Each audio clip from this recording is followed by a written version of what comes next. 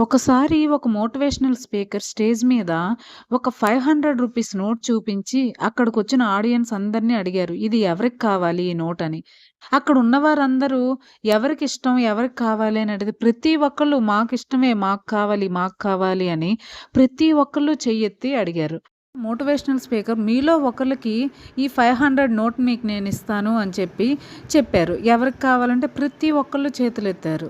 అయితే వెంటనే ఈ మోటివేషనల్ స్పీకర్ ఏం చేశారంటే ఈ 500 రూపీస్ నోట్‌ని మొత్తం ఇలా నలిపేసి అప్పుడు చూపించారు. ఎవరికి కావాలి ఇప్పుడు ఈ నోటు అని అడిగితే ప్రతి ఒక్కళ్ళు అప్పుడు కూడా మాకు కావాలి, మాకు కావాలని అందరూ చేతులెత్తారు. వెంటనే ఆ మోటివేషనల్ స్పీకరు ఆ 500 రూపీస్ నోట్‌ని కాలు కిందేసి బాగా తొక్కి ఆ తర్వాత తీసి చూపించారు. ఇప్పుడు ఎవరికి కావాలి ఈ నోట్ అని అంటే అప్పుడు కూడా అది మట్టి పట్టేసినా, నలిగిపోయినా సరే అప్పుడు కూడా మాకు కావాలంటే మాకు కావాలని ప్రతి ఒక్కళ్ళు చేతులెత్తి అడిగారు.